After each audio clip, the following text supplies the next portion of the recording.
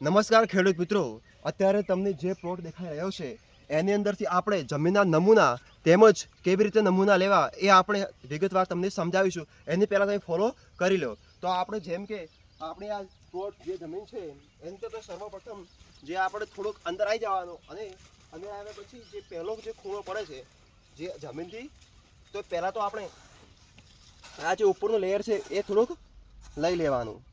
એના પછી વી આકારમાં ખોદવાનું કેટલું 6 થી 7 ઇંચ જેટલું ખોદી લેવાનું અને પછી આવી રીતે ખોદીને માટી 7 ઇંચ જેવી બહાર આવી જશે.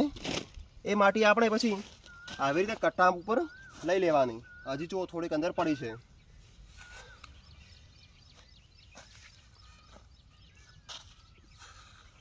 ઓકે, જે મીઠી આવી ગઈ છે. હવે આપણે મીઠી જે છે જો આમ તો કોદાળથી માપ લઈએ તો ઓછી આવે, પણ આપણે પાવડા લીધી એટલે વધારે આવશે. તો હવે આને બિલકુલ આપણે મિક્સ કરી લેવાની.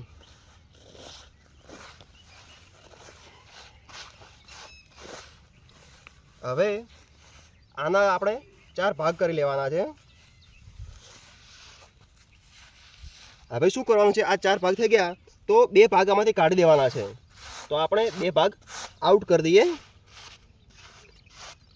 અને હવે આટલી વચ્ચે હવે આપણે એક જગ્યાએથી આટલી માટી આપણે તૈયાર થઈ ગઈ છે.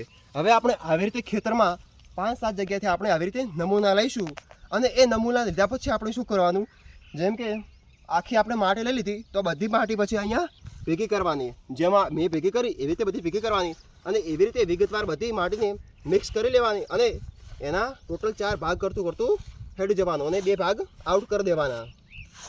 પછી જેમ કે છેલ્લે થોડીક 500 ગ્રામ જેટલી માટી વધે એને તમારે માટીને એક પ્લાસ્ટિકની બેગ, જેમ કે હું સાથે લાવ્યો છું, આ થોડીક મોટી છે, આપણે નાની બેગમાં ભરી દઈશું. તો એની છેલ્લે પછી આપણે એક પોલિથીન બેગમાં માટી લઈ લેવાની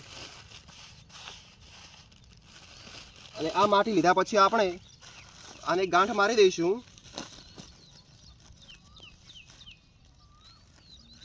અને પછી કપડાની થેલીમાં આપણે ભરી લઈશું.